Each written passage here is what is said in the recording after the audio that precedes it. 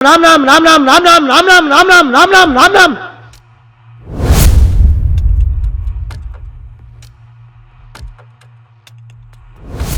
एक चमत्कार का दावा पंडित धीरेन्द्र कृष्ण शास्त्री ने किया। 11 दिन की अखंड ज्योति जलाएं, 50 ग्राम देसी गाय के गोमूत्र में 2 खड़ी हल्दी की गांठ पीस करके मिला करके रोगी को पिलाएं, लाभ 100% होगा। आशीर्वाद। और भक्त सब कुछ भुला ही बैठे, लेकिन वही भूला हुआ इतिहास हमारी पड़ताल आपको याद दिलाएगी। अबे कहाँ से घर से उठवा लेंगे, आपको भी धमकी? हाँ, अबे भी धमकी दे रहे हैं कि घर से उठवा लेंगे।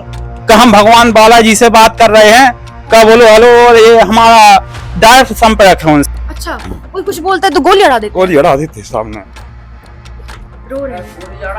कि कैसे एक बाबा दया का नकाब पहनकर आज जमीन पर कब्जे, सरकारी रिकॉर्ड में हेराफेरी और किसानों के दुख का कारण बन गया। हमारी कैमरा लेंस के सामने वह मुखौटा टूटता हुआ दिखाई देगा। छोड़िए मीठी मीठी तारीफें और भावनाओं के चक्रव्यूह, समय आ गया है असली चेहरा देखने का। ये कि वह अध्यात्म जो लोगों को उम्मीद देता है, कैसे वही व्यापार, सत्ता और भय से जुड़कर अमल में बदल जाता है। श्याम मानव की चुनौती। यही बात ये बाबाओं के बारे में सच साबित होती है। उनको आपके और मेरे जीवन में क्या घटने वाला है इसकी बिल्कुल जानकारी नहीं होती है। सुहानी शाह की माइंड रीडिंग वाली व्याख्या कि आप दूध लो, उसमें हल्दी की गांठ डालो, उसको पियो और आपका 4th स्टेज कैंसर ठीक हो जाएगा। Is it okay? No, it is not at all okay. Cancer इलाज से जुड़े दावों पर डॉक्टर्स की राय और अध्यात्म पर पुजारियों की दृष्टि। अधिकतर ये देखा जाता है आज भी मंदिरों में मंदिर हो गए, मठ हो गए, तीर्थ हो गए, वो भी आजकल इसको लोगों ने ड्रामा बना लिया, क्रिएट कर दिया। ठीक है, जिसके कारण हमारी सनातन संस्कृति का, हमारे हनुमान जी महाराज का, हमारी देवी देवताओं का हर जगह हाश हो रहा है। इन सभी को जोड़कर हम उस सच तक पहुंच चुके हैं जिसे अक्सर शोर में दबा दिया जाता है। अखंडवाद और सनातन के बीच एक ऐसी लकीर है जो हमें सच की ओर ले जा सकती है। उसी लकीर की तलाश में पतंगा न्यूज कुछ तथ्यों को जुटाने और समझने निकल पड़ा। इस पड़ताल के रडार पर सबसे पहला नाम सामने आता है बागेश्वर धाम सरकार पीठाधीश्वर पंडित धीरेन्द्र। अज्ञातवास और मरघट की पहाड़ी और रहस्य। मध्य प्रदेश के छतरपुर जाने वाली ट्रेन गड़ा गांव में रुकती है। ट्रेन में बैठा हुआ व्यक्ति खिड़की के बाहर देखेगा तो उसे बदलता हुआ बुंदेलखंड दिखाई देगा। ट्रेन से उतरकर जब आप सड़क के रास्ते गढ़ा गांव की तरफ बढ़ते हैं तो रास्ते में आपको एक ऐसा स्थान दिखाई देता है जहां हर दिन बड़ी संख्या में लोग अपनी अर्जियां, अपनी परेशानियां और अपनी उम्मीद लेकर पहुंचते हैं, जिसे दुनिया बागेश्वर धाम के नाम से जानती है। आज इस धाम की पहचान पंडित धीरेन्द्र कृष्ण शास्त्री से जुड़ी है, परंतु सत्य तो कुछ और ही है, जिसे जानने के लिए हमें लौटना होगा उस पुराने गढ़ा गांव की तरफ जहां एक पहाड़ी को स्थानीय लोग कभी मरघट पहाड़ी के नाम से जानते थे। कुछ लोग बताते हैं कि मरघट पहाड़ी में भगवान शंकर की करीब 300 से 400 साल पुरानी प्रतिमा स्थापित थी। इस स्थान में लोग तंत्र साधना और सिद्धि प्राप्त करने जाते थे।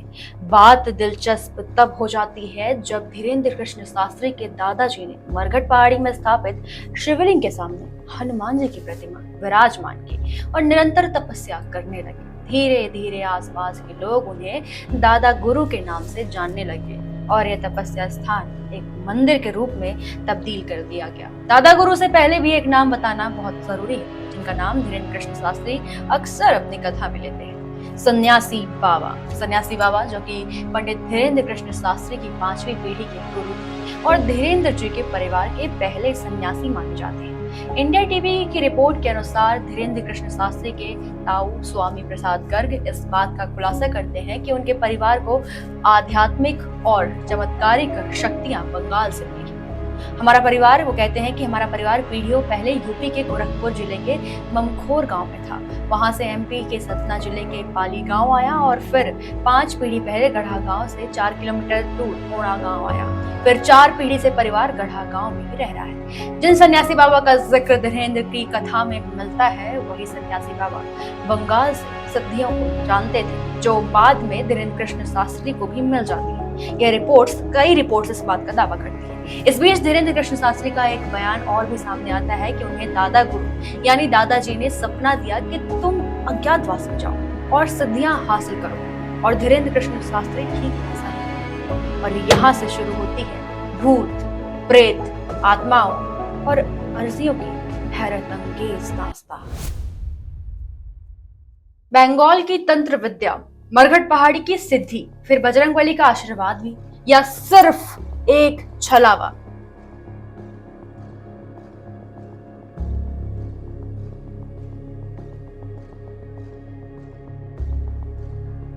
यह सवाल जब हमारे दिमाग के तारों को जोर से खींचने लगा, तब हम पहुंचे बजरंगबली के पुजारी से इन्हीं सवालों का जवाब जानने।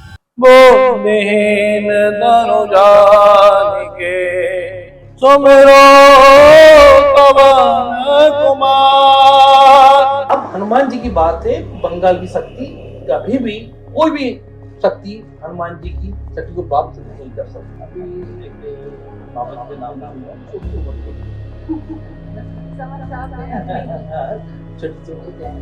तो कई जगह आपने देखा होगा कि माला जो है, माला जपने का भी एक तरीका है, ठीक है। तो जब जपने का तरीका ही नहीं आ रहा है, वो आदमी क्या करेगा? बेच लोग क्या करेंगे? भगवान किस भूत को भगाएंगे? वो सिर्फ आपकी मानसिकता के साथ खेल रहे हैं, साइकोलॉजी के साथ खेल रहे हैं। उनके पास कुछ भी नहीं, 3 घंटे एक आसन पर व्यतीत नहीं कर पा रहा है तो उसके पास कुछ भी नहीं है, सिर्फ उसने आपको पकड़ लिया, साइकोलॉजी के द्वारा आपको जान गया है। तो ये आप आए तो आपको क्या बताना है? पुजारी जी की बात और उनके अनुभव हमें अध्यात्म का एक ही गहरा मर्म समझा रहे थे। सच्चा अध्यात्म कभी आडंबर का सहारा नहीं लेता। जो वास्तव में सन्यासी है, उसे अपनी शक्ति दिखाने, चमत्कार का दावा करने या लोगों के बीच अपना प्रभाव बनाने की आवश्यकता नहीं होती। मंदिर हो गए, मठ हो गए, तीर्थ हो गए, और भी आजकल इसको लोगों ने ड्रामा बना लिया, कर दिया, पाखंड, ठीक है।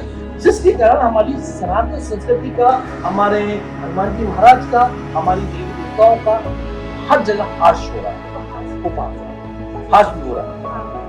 इसीलिए राम की भक्ति हो या हनुमान की, वह अंधविश्वास, भय और झूठे दिखावे को बढ़ावा नहीं देता, बल्कि विवेक, सत्य, कर्म और विनम्रता की ले जाता है। शायद इसी कारण कैलाश में तपस्या करने वाला कोई सच्चा साधु अपनी साधना से प्राप्त शक्तियों को तमाशा नहीं मनाता।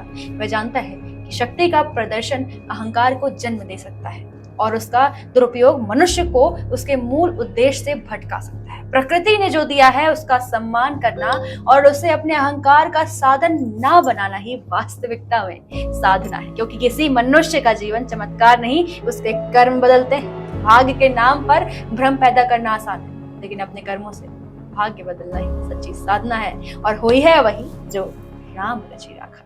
मनोविज्ञान का जादू। क्या किसी व्यक्ति के मन को पढ़ने जैसा काम बिना किसी अलौकिक शक्ति के भी किया जा सकता है? इसी सवाल का जवाब तलाशते हुए हमारी नजर पड़ी माइंड रीडिंग और मेंटलिज्म के लिए लोकप्रिय सुहानी शाह पर। कि कैसे सुहानी शाह दावा करती है कि धीरेन्द्र कृष्ण शास्त्री जिन चीजों को चमत्कार बताते हैं उन्हें माइंड रीडिंग की तकनीक से समझा जा सकता है। लेकिन इस पूरे दावे को थोड़ा और गहराई से समझने के लिए हमने बात की मनोविज्ञान के प्रोफेसर से। इन टेक्निक्स का नाम कुछ रखा गया होगा, जिसे इसको वू टेक्निक बोलते हैं, या ऐसे और भी इसके दूसरे नामों से भी आप सर्च कर सकते हैं, जिसमें स्प्लिटिंग ऑफ एटम्स के बारे में आप सर्च कर सकते हैं, तो आपको मिल जाएगा। देखिए, मैं ये कहना चाहूँगी कि विश्वास जो है ना, faith is good, but faith के साथ थोड़ी सी इंटेलेक्चुअल एबिलिटी को भी यूज़ करना चाहिए। कि अगर कोई प्रॉब्लम है तो उसके सॉल्यूशंस के लिए हम सिर्फ एक ही सोर्स को क्यों देखें, हम मल्टीपल सोर्सेज को देख सकते हैं। लाइक साइंटिफिक सोर्सेज को भी देखा जाए और उनकी भी हेल्प ली जाए, आपको ज़्यादा अच्छा पर्सपेक्टिव मिलेगा, चीज़ें समझने में हेल्प मिलेगी, एंड मे बी एक क्लियर व्यू के साथ आप आगे बढ़ सकें। यानी जिसे बाबा चमत्कार कहते हैं, मनोविज्ञान उसे एक तकनीक और ट्रिक के नजरिए से देखता है। बागेश्वर धाम की कहानी में अब एंट्री होती है एक ऐसे शख्स की जिसकी पूरी जिंदगी ही अंधविश्वास को चुनौती देने में बीती है। हम बात कर रहे हैं श्याम मानव की। यही बात ये बाबाओं के बारे में सच साबित होती है। उनको आपके और मेरे जीवन में क्या घटने वाला है इसकी बिल्कुल जानकारी नहीं होती है। इसके बावजूद आपके और मेरे जीवन में जो घट सकता है ऐसी प्रोबेबल चीजें जो वो कहते हैं, जो प्रोबेबल चीजें वो कहते हैं उसमें से 70% से 30% चीजें घट सकती है। जो चीजें घटती है वो हम ध्यान में रखते हैं, उसकी तारीफ करते हैं, 10 लोगों को कहते हैं। जो चीजें नहीं घटती है, झूठी साबित होती है, उनको भूल जाते हैं। इसी के आधार पर इन बाबाओं का ये व्यवसाय चलता है।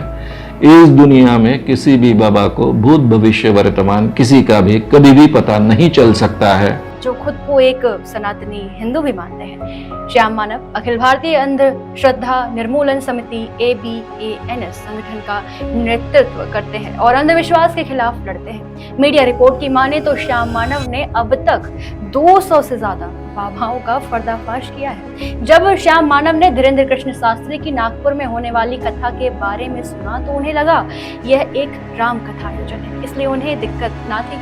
लेकिन जैसे ही भूत प्रेत और अर्चियों के बारे में सूचना मिली, श्याम मानव बाबा के विरोध में उतर आए। उन्होंने महाराष्ट्र के 2013 के काले जादू और अमान्य प्रथाओं संबंधित कानून के तहत पुलिस को शिकायत की और धीरेन्द्र कृष्ण शास्त्री के कार्यक्रम में से जुड़े कुछ वीडियो भी पुलिस को जांचने के लिए सौंपे। लेकिन पुलिस ने बाबा को क्लीन चिट दे दिया, और क्यों ना देती। खुद महाराष्ट्र के मुख्यमंत्री देवेंद्र फडणवीस बाबा के यहाँ दर्शन के लिए जाते हैं। खैर, यह सब देखते हुए श्याम मानव ने बाबा को चुनौती दी कि 30 लाख रुपए दूंगा और अपना माथा धीरेन्द्र के चरणों में रखूंगा अगर बाबा मेरी शर्तें माने और खुद को सही साबित कर दें। मगर ये हो ना सका। बाबा जी कथा से 2 दिन पहले ही चले गए। यह श्याम मानव हमें बताते हैं कि शर्तें यह थी कि धीरेन्द्र कृष्ण शास्त्री जी को श्याम मानव द्वारा चुने गए 10 अनजान लोगों का नाम, उनके पिता का नाम, उनकी उम्र और उनका मोबाइल नंबर बिल्कुल सही बताना होगा और एक बंद कमरे में अंदर रखी हुई कुछ वस्तुओं को अपनी दिव्य शक्ति से पहचान कर दिखाना। यदि धीरेन्द्र कृष्ण शास्त्री इन दावों में 90% भी खरे उतरते हैं तो श्याम मानव अपनी हार स्वीकार कर लेंगे। यह परीक्षण बाबा के खुद के दिव्य दरबार में नहीं बल्कि किसी न्यूट्रल या वैज्ञानिक माहौल जैसे कि पत्रकार भवन में होना था, ताकि किसी भी तरह की धोखाधड़ी की संभावना न रहे। शुरुआत में यह चुनौती 30 लाख रुपए के इनाम के साथ शुरू हुई थी, लेकिन अब बाद में 2026 में बढ़ाकर 80 लाख रुपए कर दी गई है। लेकिन आज तक धीरेन्द्र शास्त्री जी ने इस चुनौती को खुले रूप से स्वीकार करके पत्रकार भवन में अपने कदम नहीं रखे और बात को टालने के लिए उन्होंने कह दिया कि मेरे दिव्य दरबार में आओ, तभी चमत्कार दिखाऊंगा। यानी साधु के भीतर अहंकार आता है। यह मैं नहीं कह रही हूँ बल्कि परिस्थितियां कह रही हैं। छोटे मुंह बड़ी बात कहूँ तो बाबा जी चुनौती स्वीकार कर लीजिए, शायद दूध का दूध और पानी का पानी। जमीन विवाद और गोली कांड। बाबा जी की कुंडली निकालते निकालते हमें जमीन विवाद के दस्तावेज वाली रिपोर्ट्स मिलती है। पूरी रिपोर्ट भास्कर ने तैयार की है और भक्तों से विनम्र निवेदन है, दिल थाम के आगे का वीडियो देखें, कहीं आपको मेरी किसी बात का बुरा न लग जाए। रोज हजारों में होने वाली लोगों की भीड़ मंगलवार और शनिवार को लाखों में बदल जाती है। कमाई दोनों हाथों से होती है। इसी कारण दुकानों का 1 महीने का किराया 1.25 लाख रुपए है। सोच कर देखिए। अब यहाँ जमीनों का भी जो कीमत है वो आसमान छू रही होती है। इसी कारण निजी और सरकारी जमीनों पर कब्जे का खेल शुरू हो गया। सीधा आरोप बागेश्वर धाम सरकार धीरेन्द्र कृष्ण शास्त्री और उनके सेवादारों पर लगता है। रिपोर्ट अनुसार बताया गया था कि मंदिर से सटे खसरा नंबर 485/2, 482, 483, 428 जमीन राजनगर तहसील के सरकारी रिकॉर्ड में शमशान, तालाब और पहाड़ के रूप में दर्ज थी। धीरेन्द्र कृष्ण शास्त्री और उनके सेवादार तालाब को पाटकर अब दुकान बना रहे। निर्माण कार्य जोरों से चालू था। शमशान में शव जलाने पर रोक लगा दी गई। सरकारी जमीन को चारों ओर से घेर कर कब्जा किया गया। तहसीलदार ने निर्माण को जब रोकने के लिए नोटिस जारी किया, लेकिन नोटिस को भी दखलअंदाज कर दिया गया और खसरा नंबर 428 पर अवैध टपरों का निर्माण करके लोगों को किराए पर देकर अवैध वसूली की गई थी। बाबा जी इतनी मोह माया क्या करेंगे, कहां लेकर जाएंगे, भगवान से डरे। 12 लाख रुपए की लागत से बना है सरकारी भवन बागेश्वर धाम के पास। सरकारी जमीन पर 12 लाख रुपए की लागत से सामुदायिक भवन बना है। इस भवन को पंचायत ने अपनी निधि से बनाया था। अब इस पर धीरेन्द्र कृष्ण शास्त्री का कब्जा है। सामुदायिक भवन के ऊपर निर्माण कर उसे 2 मंजिल और बना लिया गया है। इस भास्कर की यह रिपोर्ट भले 4 साल पहले तैयार की गई थी, लेकिन आज भी यह सब सुनकर उतनी ही हैरानी होती है कि बागेश्वर धाम से सटा खसरा नंबर 229 है। ये 1 हेक्टर वाली लगभग 15 लोगों के निजी स्वामित्व की जमीन थी। यहाँ वे 3 पीढ़ी से खेती करते थे। आरोप था कि उस जमीन पर धीरेन्द्र कृष्ण शास्त्री और उनके परिवार के लोगों की नजर पड़ गई। पटवारी पवन अवस्थी पर भू स्वामियों को अपनी आधी जमीन धीरेन्द्र कृष्ण शास्त्री के नाम से करने का दबाव डालने का आरोप था।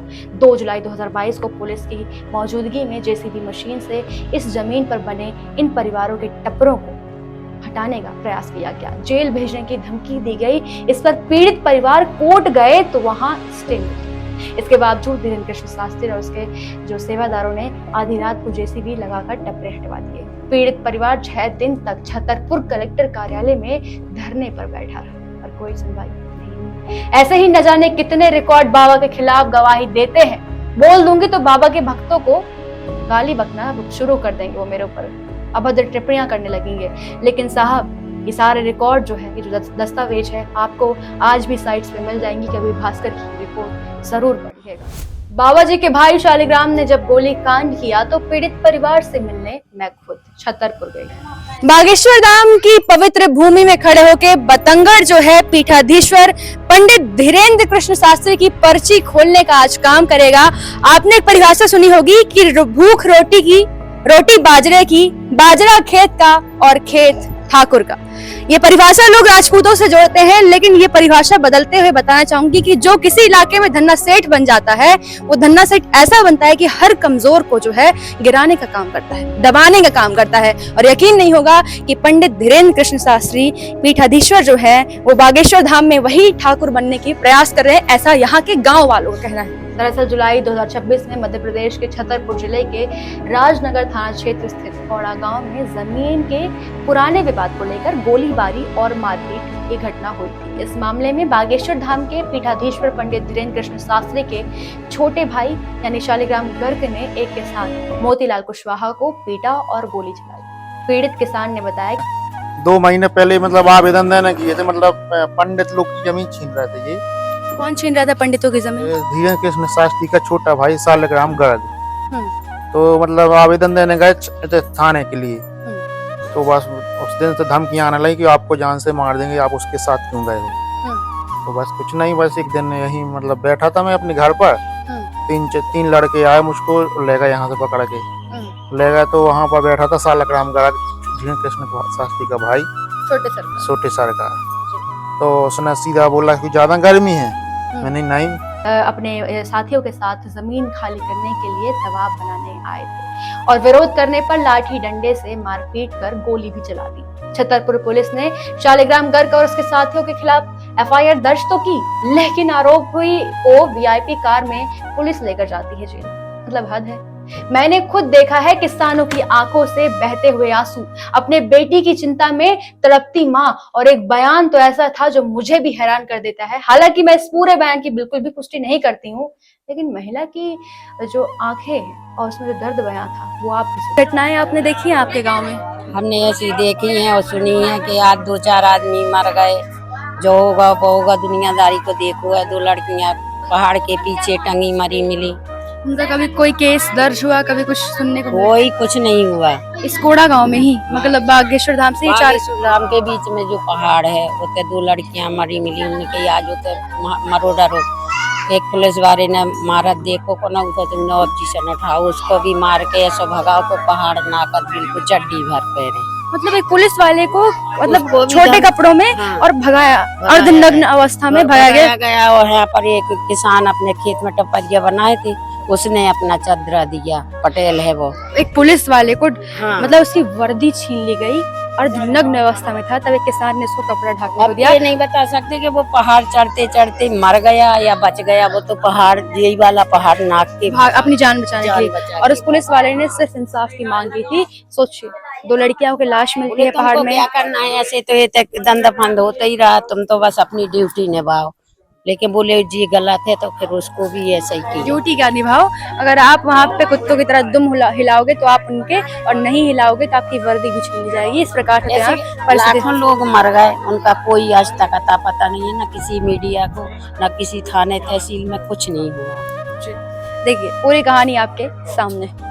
महिला ने कहा, इस गांव की पहाड़ी में 2 लड़कियों की नग्न अवस्था में लाशें मिली थी। आवाज उठाने पर पुलिस वाले की वर्दी फाड़कर उसे दौड़ाया गया अर्धनग्न अवस्था में। आज तक नहीं पता वह पुलिस वाला कहाँ है।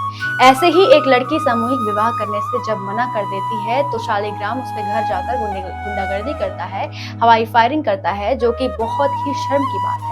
जब बाबा जी के गांव में लोग रो रहे हैं, परेशान हैं, तो फिर बाबा जी भारत की परेशानियों से मुक्ति दिलाने से पहले गांव वालों के दुखों का निवारण क्यों नहीं करते हैं?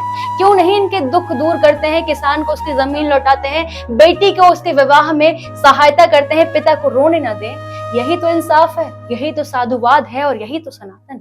हल्दी दूध करेगा कैंसर का इलाज। चलिए मैं आपको एक चमत्कार दिखाती हूँ। दूध में हल्दी मिलाकर पीते ही कैंसर ठीक हो जाता है। टाटा हॉस्पिटल तो टाइम पास के लिए खुला है। वाकई यकीन नहीं होता तो बाबा जी का ये बयान सुनिए। आप अपने घर पर जो है 11 दिन की अखंड ज्योति जलाएं, 50 ग्राम देसी गाय के गोमूत्र में 2 खड़ी हल्दी की गांठ पीस करके मिला करके रोगी को पिलाएं। लाभ 100% होगा। आशीर्वाद बोले बागेश्वर धाम। यही लिखा, माइक से बोल। पहले और यह बयान देने के बाद खुद गुरुदेव कैंसर पेशेंट के लिए अस्पताल खुलवा रहे हैं। लेकिन हमने सोचा बाबा नहीं ढावा है कि इस बयान की पुष्टि एक कैंसर के डॉक्टर से पूछ कर करते हैं। एक पढ़े लिखे डॉक्टर ने तो हाथ खड़े कर दिए कि विज्ञान की दुनिया में ऐसा तो संभव बिल्कुल भी नहीं है। अगर कभी हुआ तो हमें भी बता दीजिए। तो मैंने सोशल मीडिया में कई ऐसे दावे देखे हैं कि आप दूध लो, उसमें हल्दी की गांठ डालो, उसको पियो और आपका 4th स्टेज कैंसर ठीक हो जाएगा। Is it okay?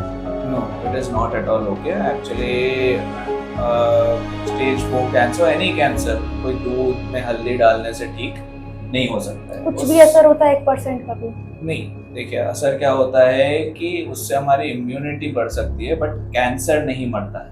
कैंसर को मारने के लिए जो कैंसर का ट्रीटमेंट है वो लेना जरूरी है। बीट इट वो स्टेज 1 हो, बीट इट स्टेज 4 हो, बीट इट स्टेज 2 हो, बीट इट स्टेज 3, जो भी ट्रीटमेंट गाइडलाइंस के हिसाब से है। तो अगर हमको उस बीमारी को खत्म करना है या कंट्रोल करना है, उसके लिए हमको वो ट्रीटमेंट लेना जरूरी है। अगर ऐसा होता तो हमारी गाइडलाइंस में आ जाता कि दूध और हल्दी पीने से बीमारी ठीक हो जाए। अब हम इस पड़ताल के अंतिम पड़ाव में पहुंच चुके हैं, जहां मैं आपसे निवेदन करना चाहती हूँ। इस पूरे विषय को हमने विस्तार से समझा है, क्योंकि बात किसी एक साधु या संत की नहीं है, बल्कि बात सत्य और असत्य के बीच अंतर समझने की है, आडंबर और वास्तविकता को पहचानने की है। अगर कोई व्यक्ति आपकी भावना के साथ खेल कर आपको विश्वास दिलाता है कि वह आपके दुखों को समाप्त कर सकता है, तो उस विश्वास के पीछे छुपा हुआ झूठ ही रहता है। किसी को गुमराह करना सनातन का हथियार नहीं होता है। सनातन तो सत्य का वह वज्र है जो तर्क और विवेक को अपने भीतर समाहित करता है, विज्ञान के प्रश्नों से डरता नहीं और अध्यात्म के माध्यम से मनुष्य को भीतर से मजबूत बनाने की दिशा देता है। आज यूट्यूब और सोशल मीडिया पर नजर डालें तो केवल हिंदू धर्म में ही नहीं, बल्कि इस्लाम, मुस्लिम और बाकी अन्य धर्मों में भी एक ऐसा कोई व्यक्ति आपको मिल जाएगा या ऐसे लोग मिल जाएंगे जो आपको अंधश्रद्धा और आडंबर फैलाते दिखेंगे। इसीलिए सवाल किसी भी धर्म के विरुद्ध नहीं है, बल्कि हर धर्म के भीतर सत्य, विवेक और वास्तविक आस्था को पहचानने का है। पतंगड़ की पूरी पड़ताल का उद्देश्य धर्म का विरोध करना नहीं है, बल्कि उसे आडंबर से अलग करके सत्य, तर्क, विवेक और सही दिशा की ओर ले जाने का एक छोटा सा प्रयास है। हमें पता है कि इस पड़ताल के बाद हर कोई व्यक्ति इस बात को माने, अंधभक्ति से दूर हो जाए, ऐसा नहीं हो सकता। लेकिन अगर हमारी कोशिश ने सिर्फ 1% लोगों को सवाल पूछने, सोचने और सत्य को समझने की दिशा दी है, तो हमारी मेहनत सार्थक है। क्योंकि सच्ची आस्था वह नहीं जो सवालों से डर जाए, सच्ची आस्था वह है जो सत्य की कसौटी पर हमेशा खड़ी है। इसी तरह ऐसी ही जरूरी और तर्क वाली पड़ताल आपको चाहिए तो बतंगड़ से जुड़े रहें। मैं कशिश सिंह बघेल इसी के साथ मिलूंगी अगली पड़ताल में एक नई खोज के साथ। तब तक के लिए जय हिंद।